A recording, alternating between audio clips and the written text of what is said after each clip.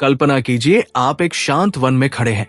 हवा स्थिर है, पेड़ों के पत्ते धीरे धीरे हिल रहे हैं और आपकी सांसें एक क्षण के लिए बिल्कुल मौन हो जाती है। ऐसे ही एक क्षण में एक साधक ने ऋषि से जीवन का सबसे गहरा प्रश्न पूछा था। एक ऐसा प्रश्न जिसमें सारी वेदना, सारी जिज्ञासा और पूरी मानवता की भूख छिपी है। प्रश्न था, हे भगवान, ऐसा कौन सा ज्ञान है जिसे जान लेने पर सब कुछ जान लिया जाता है? सारी वेदनाएं, सारे भ्रम, सारे प्रश्न, क्या इन सब का उत्तर एक ही ज्ञान में समा सकता है? यह प्रश्न केवल शौनक मुनि का नहीं था।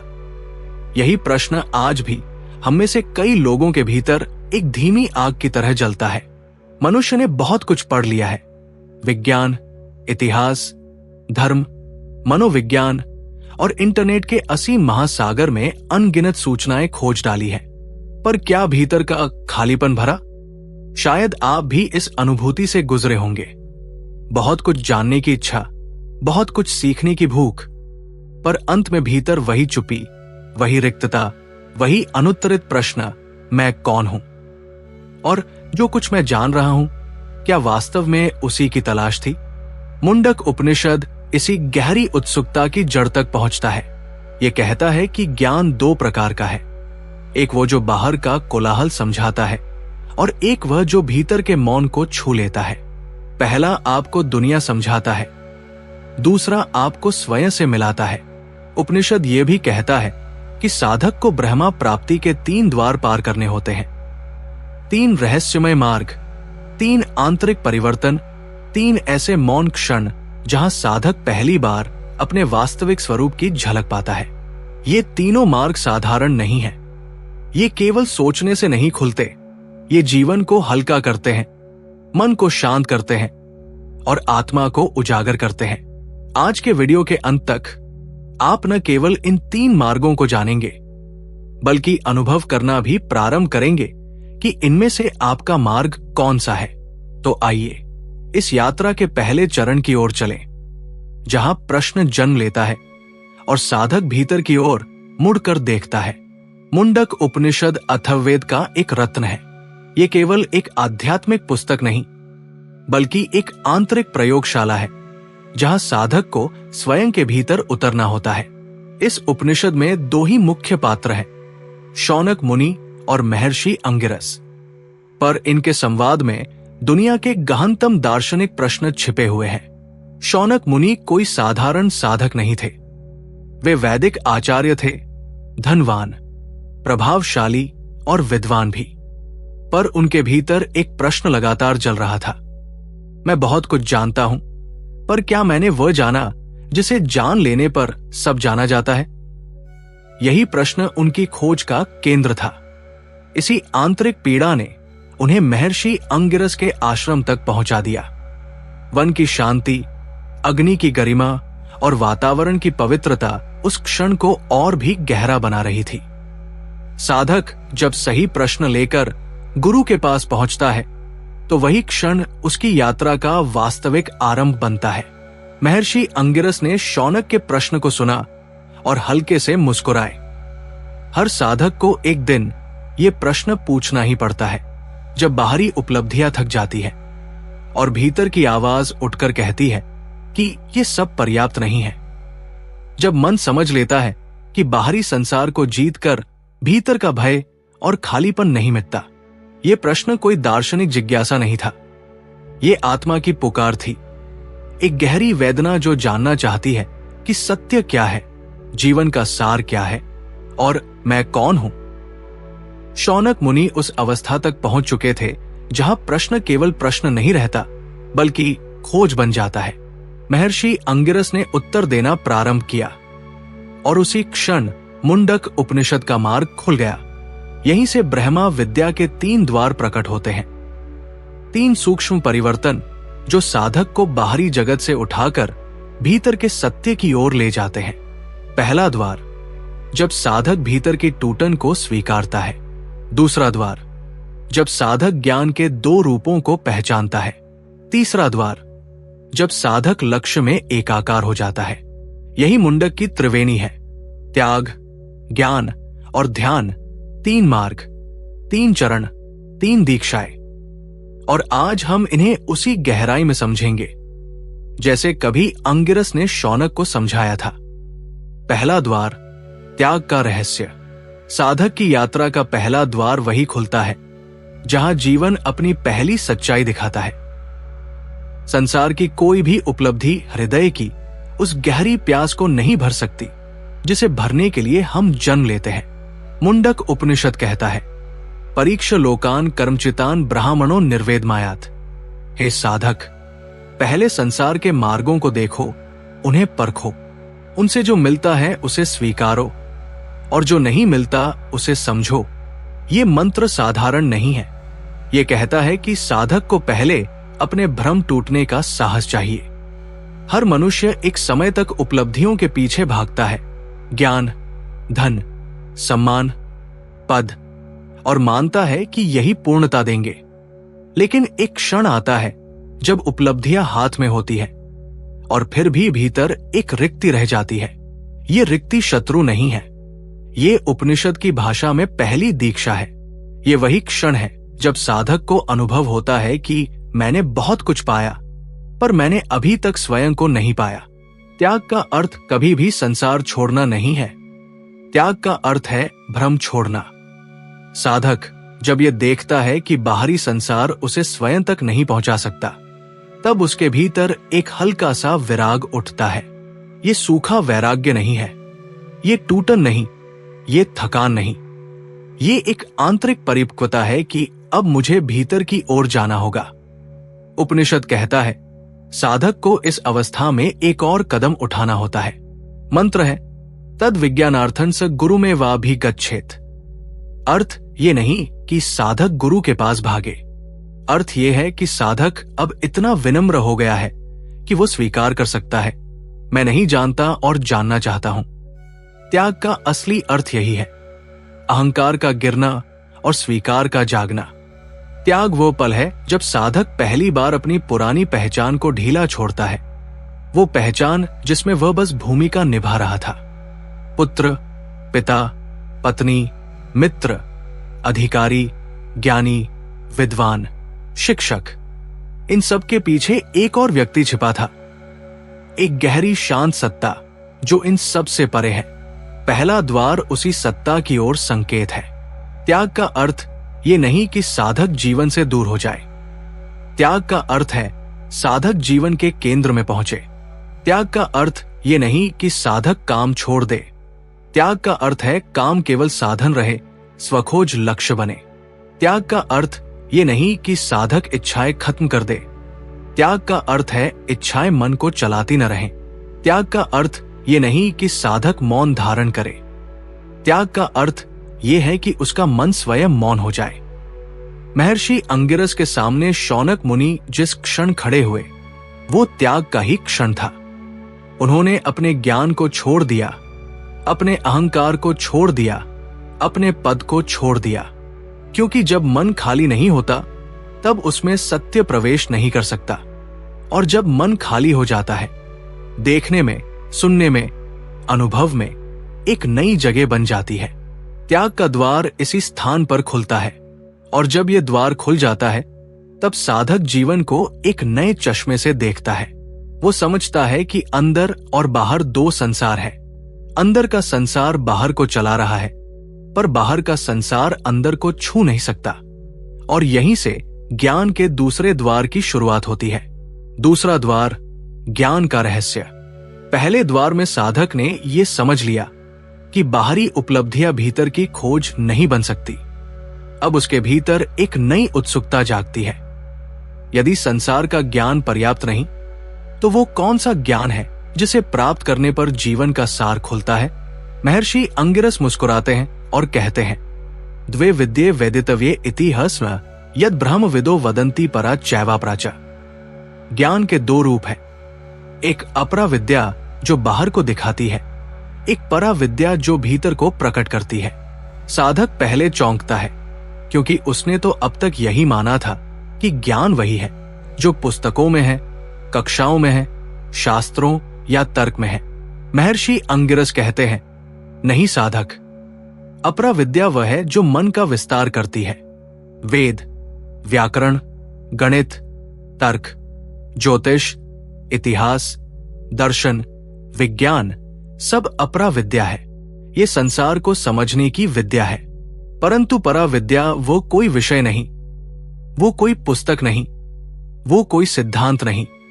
परा विद्या वह है यया तदक्षर मधि गम्यते, जिसके द्वारा अक्षर ब्रह्मा का साक्षात्कार होता है। ये ज्ञान मन को नहीं भरता, ये ज्ञान मन को पार ले जाता है। महर्षि अंगिरस अब एक अद्भुत रूपक प्रकट करते हैं, एक रूपक जिसमें पूरे उपनिषद का सार छिपा है। वे कहते हैं, द्वा सुपर्णा सयुजा सखाया समान वृक्ष परिशस्व जाते। साधक सुनो, एक विशाल वृक्ष पर दो पक्षी बैठे हैं। दोनों साथ है, दोनों पास है और एक ही शाखा पर टिके हुए हैं। पहला पक्षी पेड़ का फल खाता है, मीठा हो या कड़वा, वो हर रस को चखता है। यही जीवात्मा है जो सुख, दुख, आशा, निराशा, भय और प्रसन्नता इन सब का अनुभव करता है। दूसरा पक्षी कुछ नहीं खाता, वो शांत है, दीप्तिमान है और केवल देखता है। वो न फल में उलझता है, न रस में बंधता है। यही परमात्मा है, साक्षी, निरपेक्ष, निर्लेप। और उपनिषद कहता है, ये दोनों आप ही हैं। आपके भीतर दो व्यक्ति हैं, एक जो हर अनुभव को पकड़ता है और एक जो सब देखते हुए भी अस्पृश्य रहता है। एक जो हंसता है, एक जो बस देखता है, एक जो दुखता है और एक जो साक्षी बना रहता है। यही पहचान परा विद्या की शुरुआत है कि मैं केवल अनुभव नहीं हूं, मैं वह भी हूं जो अनुभवों को देखता है। ज्ञान का दूसरा द्वार यही खोलता है कि जीवन में जितना दिखाई देता है उससे अधिक बहुत कुछ अनदेखा है और वो अनदेखा भीतर बैठा हुआ दीप्तिमान साक्षी है। साधक जब ये देख लेता है कि उसके भीतर दो स्तर हैं, एक अनुभवकर्ता और एक साक्षी, तब उसके भीतर एक नया मौन जन्म लेता है। साधक अब भीतरी पक्षी की ओर झुकने लगता है। जीवात्मा की चंचलता धीरे धीरे शांत होती है और परमात्मा का तेज धीरे धीरे प्रकट होता है। महर्षि अंगिरस फिर एक प्रश्न पूछते हैं, साधक अब बताओ, जो केवल देखता है वही असली मैं है या वो जो फल को चखकर हर क्षण बदलता रहता है? साधक मौन हो जाता है, क्योंकि ये प्रश्न केवल सोचा नहीं जा सकता, इसे अनुभव करना होता है। इसीलिए उपनिषद ज्ञान को मन की वस्तु नहीं मानते। ज्ञान मन से परे एक सीधा अनुभव है और ये अनुभव तभी संभव है जब साधक मन की सतह से हटकर भीतर के मौन तक पहुंचे। यदि ये दूसरा द्वार आपको भीतर छू रहा है तो टिप्पणी में बताइए कि दो पक्षियों के इस रूपक में आपने अपने जीवन का कौन सा अनुभव पहचाना। ये संवाद आपकी भीतरी यात्रा को और गहरा कर देगा। अब आइए हम तीसरे और अंतिम द्वार की ओर बढ़ते हैं, ध्यान का रहस्य, जहां साधक लक्ष्य में एकाकार हो जाता है। तीसरा द्वार, ध्यान का रहस्य। दूसरे द्वार पर साधक ने जाना कि उसके भीतर दो स्तर हैं, एक जो संसार के अनुभवों में उलझा रहता है और एक जो सब कुछ शांत होकर देखता है। ये समझ साधक को तीसरे और अंतिम द्वार की ओर ले जाती है, जहां वो अनुभव करता नहीं बल्कि अनुभव का मूल स्रोत बन जाता है। तीसरा द्वार ध्यान का द्वार है और ध्यान की गहराई को समझाने के लिए अंगिरस ऋषि एक अद्भुत मंत्र प्रकट करते हैं। वे कहते हैं, प्रणवो धनु शरो ह्यात्मा ब्रह्मा तल्लक्ष्य मुच्यते। साधक सुनो, धनुष है, तुम्हारी आत्मा बाण है और ब्रह्मा वो अंतिम लक्ष्य है। ध्यान की प्रक्रिया इसी एक मंत्र में समा जाती है। एक पहला चरण, धनुष को उठाना, अर्थात साधक को अपने भीतर एक दृढ़ संकल्प जगाना होता है। संकल्प कि मैं अपने भीतर उतरूंगा, अपने मन की हलचल को देखूंगा और उस बिंदु तक पहुंचूंगा जहां सत्य खड़ा है। दो दूसरा चरण, बाण को तानना, अर्थात अपनी चेतना को एक दिशा में लाना। विचार बाण को ढीला कर देते हैं, इच्छाएं बाण को गिरा देती हैं, भय और तनाव बाण को कांपने देते हैं। साधक को मन की सारी दिशा भ्रमित ऊर्जा एक बिंदु में संकेंद्रित करनी होती है। उपनिषद कहते हैं, अप्रमत्तेन वेद्धव्यम, साधक को लक्ष्य को एकाग्र होकर भेदना है। अप्रमत्त अर्थात न आलस्य, न असावधानी, न विचलन। ध्यान में ये जागरूकता सबसे महत्वपूर्ण है, क्योंकि मन अक्सर साधना के बीच भीतर से ही भटकाता है। वो कहता है आज नहीं, कल, थोड़ी देर, और ये कठिन है, ये मेरा मार्ग नहीं। उपनिषद कहते हैं यही मन की चाल है। साधक को इस चाल को पहचानना होता है। तीसरा चरण, लक्ष्य को भेद देना। ये कोई बाहरी लक्ष्य नहीं, ये लक्ष्य आपकी अपनी ही चेतना का सूक्ष्मतम केंद्र है। वो बिंदु जहां विचार थम जाते हैं, जहां स्मृतियां पास आते हुए अपनी शक्ति खो देती है, और जहां साक्षी स्वयं अपने आप को देखता है। उपनिषद कहते हैं सर्वत्र तन्मयो भवेत्। साधक को लक्ष्य के साथ एकाकार हो जाना है। जैसे बाण लक्ष्य में मिल जाता है, वैसे ही ध्यान साधक को ब्रह्मा सत्ता में विलीन कर देता है। ध्यान का वास्तविक अर्थ यही है। मन का विलय, विचार का शांत होना नहीं, विचार का आधार स्वयं शांत हो जाना। इच्छाओं का समाप्त होना नहीं, इच्छाओं की जड़ धीरे धीरे पिघलना। शरीर की स्थिरता नहीं, मन की स्थिरता। और जब मन स्थिर होता है, तब साधक पहली बार अपनी वास्तविक शक्ति को देखता है। चैतन्य, प्रकाश, मौन और गहरी आंतरिक उपस्थिति। ध्यान का ये अनुभव किसी भी साधक के लिए सबसे पवित्र क्षण होता है। ये क्षण बताता है कि जो मैं संसार में खोज रहा था, वो सब मेरे भीतर ही था। जो प्रकाश बाहर दिखता है, वो मेरे भीतर के सूर्य से ही प्रकट होता है। अंगिरस ऋषि ध्यान को केवल तकनीक नहीं, एक संपूर्ण आत्मर्पण बताते हैं। ध्यान किसी मन को शांत करने की विधि नहीं, ध्यान अपने वास्तविक स्वरूप को पहचानने की दीक्षा है। जब साधक ये पहचान लेता है कि उसका मन एक साधन है, वो उसका मालिक नहीं, तब ध्यान सहज होने लगता है। और जब ध्यान सहज हो जाता है, तब ब्रह्मा का प्रकाश श्वास में, हृदय में और मन के मौन में दिखाई देने लगता है। ये तीसरा द्वार सबसे पवित्र चरण है, क्योंकि यही साधक अपने भीतर छिपे उसी शांत पक्षी को पहचानता है, जिसका वर्णन द्वितीय मुंडक के मंत्र में था। यही वो बिंदु है जहां जीव धीरे धीरे परमात्मा की ओर खींचता है और अंततः एकत्व का अनुभव होता है। इस द्वार को पार करते हुए साधक समझ लेता है कि ध्यान साधना नहीं है, ध्यान स्वरूप की पहचान है। यदि ध्यान का ये रहस्य आपके भीतर एक छोटी सी लौ जगा रहा है, तो इस स्मरण को सुरक्षित रखें। आज कुछ क्षण मौन में बैठें, 3 सांसें गहरी लें और देखें, क्या भीतर कोई प्रकाश हिल रहा है? अब आइए हम इस संपूर्ण यात्रा के अंतिम सत्य की ओर बढ़ते हैं। तीनों द्वारों का समन्वय। तीनों द्वारों का समन्वय। तीनों द्वार त्याग, ज्ञान और ध्यान अलग अलग साधन नहीं है। ये साधक की आंतरिक यात्रा के 3 चरण हैं, जो एक ही नदी की तरह अंत में महासागर में मिल जाते हैं। पहला द्वार अहंकार की पकड़ को ढीला करता है। दूसरा द्वार भीतर बैठे साक्षी को दिखाता है। तीसरा द्वार साक्षी को अपने सत्य में विलीन कर देता है। इसलिए उपनिषद कहते हैं नायमात्मा प्रवचनेन लभ्यो न मेध्या न बहुना श्रुतेन। आत्मा केवल प्रवचन से नहीं मिलता, न विद्वत्ता से, न तर्क से, न संग्रह से। आत्मा तभी मिलता है जब साधक अहंकार छोड़ता है। ये पहला द्वार है। जब साधक अपने भीतर के 2 पक्षियों को पहचानता है, ये दूसरा द्वार है। और जब साधक शांत होकर ब्रह्मा के मौन में विलीन होता है, ये तीसरा द्वार है।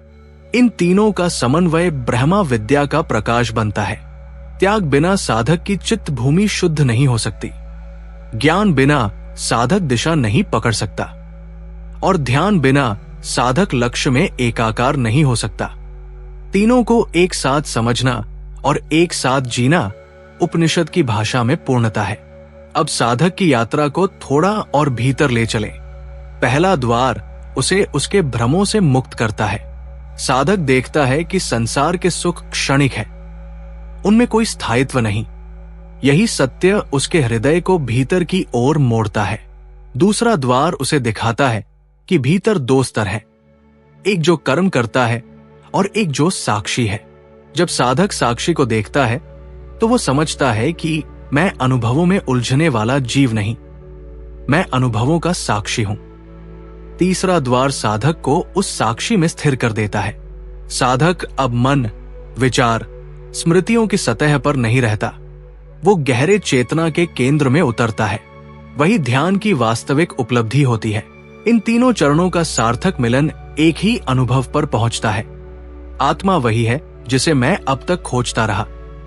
ब्रह्मा कोई वस्तु नहीं, कोई दर्शन नहीं, कोई तर्क नहीं। ब्रह्मा वो शांत, दीप्त, मौन सत्ता है जो हर क्षण मेरे भीतर उपस्थित है। तीनों द्वार साधक को बाहर से भीतर और भीतर से उस मौन की गहराई में ले जाते हैं, जहां द्वार का अर्थ भी समाप्त हो जाता है। पहला द्वार मन को हल्का करता है, दूसरा द्वार मन को पार कराता है, तीसरा द्वार मन को शांत कर देता है, और अंत में साधक देखता है कि ब्रह्मा कोई लक्ष्य नहीं था। ब्रह्मा तो वही था जो पहले से था। लक्ष्य तक पहुंचना साधक का कार्य था, लेकिन जब वो पहुंचा तो पाया कि लक्ष्य हमेशा से उसके भीतर था। मुंडक उपनिषद का सबसे सुंदर रहस्य यही है। ज्ञान लक्ष्य तक नहीं ले जाता, ज्ञान लक्ष्य को पारदर्शी कर देता है। ध्यान लक्ष्य को अनुभव करवा देता है और त्याग लक्ष्य को भीतर खुलने देता है। तीनों का समन्वय जीवन का समन्वय है, मुक्ति, बोध और शांति। इसलिए उपनिषद कहते हैं, ये सर्वज्ञ सर्वविद। साधक जब इन तीनों मार्गों को पार कर लेता है तो वो केवल जानने वाला नहीं रहता, वो वही बन जाता है जिसे जानना था। ये तीनों द्वार एक ही स्थान की ओर ले जाते हैं, अद्वैत, एकत्व, शुद्ध साक्षी भाव। और जब ये एकत्व साधक की मनोच्छा बन जाता है तो संसार उसी जीवन को ज्ञान, धैर्य और दिव्यता के रूप में देखता है। अब साधक दुनिया में रहते हुए भी दुनिया से अप्रभावित हो जाता है। वो काम करता है पर कर्म उससे चिपकते नहीं। वो बोलता है पर बोलने के पीछे कोई आग्रह नहीं होता। वो चलता है पर उसकी चाल में अहंकार का भार नहीं होता। तीनों द्वार मिलकर उसे उसी सत्य में प्रतिष्ठित कर देते हैं जो उसका मूल था, सत्य, चैतन्य और आनंद। यदि ये समन्वय आपकी भीतर की यात्रा को किसी नए बिंदु पर ले जा रहा है तो एक क्षण रुक कर सोचिए, इन तीनों द्वारों में आप अब भी किस चरण में हैं? यही चिंतन आज की साधना का पहला कदम बन सकता है। अब आइए हम अंतिम अध्याय की ओर बढ़ते हैं, जहां मुंडक उपनिषद अपना सर्वोच्च सत्य प्रकट करता है। अंतिम सत्य, सत्यमेव जयते। तीनों द्वारों की यात्रा के बाद साधक अब एक नए आकाश के नीचे खड़ा है। ये आकाश बाहर नहीं, भीतर है। ये वही आकाश है जहां भय भी नहीं और खोज भी नहीं। यहीं साधक पहली बार अपने वास्तविक स्वरूप को पहचानता है। मुंडक उपनिषद इस अंतिम अवस्था को एक अद्भुत घोषणा से बांधता है, सत्यमेव जयते। सत्य ही विजय होता है, क्योंकि असत्य टिक नहीं सकता, क्षणिक सुख टिक नहीं सकता और बाहरी वस्तुएं भीतरी शांति नहीं दे सकती। सत्य वही है जो सदा था, सदा है और सदा रहेगा। जब साधक तीनों मार्गों को पार कर लेता है, त्याग, ज्ञान और ध्यान, तब वो इसी सत्य में प्रतिष्ठित हो जाता है। उपनिषद कहते हैं, जब साधक सत्य में स्थित होता है तो उसकी मौन उपस्थिति किसी भी उपदेश से अधिक प्रभावशाली होती है। उसका मौन बोलता है, उसकी शांति सिखाती है और उसकी उपस्थिति ही एक जीवित शिक्षा बन जाती है। अब महर्षि अंगिरस साधक को कुछ सूक्ष्म साधना सूत्र देते हैं। 1. श्रद्धा। श्रद्धा का अर्थ है मन की वो पारदर्शिता जिसमें सत्य अपने आप उतरता है, जहां मन न संशय से भरा हो, न भ्रम से ढका हो, बल्कि एक खुला आकाश बना हो। 2. ब्रह्मचर्य। अर्थ है ऊर्जा को भीतरी दिशा देना, इच्छाओं में न बहना, बल्कि अपने तेज को एक केंद्र में एकत्र करना। 3. तप। तप का अर्थ कठोरता नहीं, तप का अर्थ है नियम से अपने भीतर लौटना, दैनिक मौन, दैनिक साधना और अपने सत्य को बार बार स्मरण करना। 4. सत्य। सत्य केवल वचन नहीं होता, सत्य वो आंतरिक ईमानदारी है जहां साधक अपनी ही कमजोरियों से भागता नहीं, उन्हें सीधा देखता है, समझता है और धीरे धीरे उन्हें पार करता है। सत्य वह उजाला है जो भीतर के अंधकार को नरमी से मिटाता है। 5. शांति। शांति बाहर खोजने की वस्तु नहीं, शांति भीतर का वह प्रकाश है जो तब प्रकट होता है जब साधक अपनी ही उपस्थिति में स्थिर हो जाता है, जब मन की लहरें शांत हो जाती है और भीतर एक अप्रतिहत मौन जन्म लेता है। वही शांति का वास्तविक स्वरूप है। इन सूत्रों को दैनिक जीवन में उतार लेने पर उपनिषद कहते हैं, साधक संसार में रहते हुए भी संसार से अप्रभावित रहता है। वो कर्म करता है पर उसके फल में नहीं उलझता। वो संबंध निभाता है पर भीतर स्वतंत्र बना रहता है। और यही साधक को धीरे धीरे अनुभव होता है कि जिसे वो वर्षों से खोज रहा था वो बाहर कहीं नहीं था, वो स्वयं ही था। यही पहचान यात्रा का अंत नहीं, यात्रा का वास्तविक आरंभ है, जहां साधक पहली बार अपने ही प्रकाश में कदम रखता है। यदि आज की ये पूरी यात्रा आपके हृदय को छू गई हो और मुंडक उपनिषद का ये प्रकाश आपके भीतर किसी मौन को जगाता हो, तो टिप्पणी में एक पवित्र वचन लिखिए, सत्यमेव जयते। आपका लिखा हुआ ये एक शब्द आपकी साधना का संकल्प बनेगा और इस दिव्य ज्ञान को और साधकों तक पहुंचाने का माध्यम भी। यदि ये ज्ञान आपको शुभ लगा हो तो इस वीडियो को लाइक करें, अपने प्रियजनों के साथ शेयर करें और नई शिक्षाओं की सूचना पाने के लिए चैनल को अवश्य सब्सक्राइब करें। आइए एक क्षण भीतर उतरे, श्वास को शांत होने दे, मौन को गहराने दे। आपके समय और आपकी उपस्थिति के लिए धन्यवाद। सत्यमेव जयते।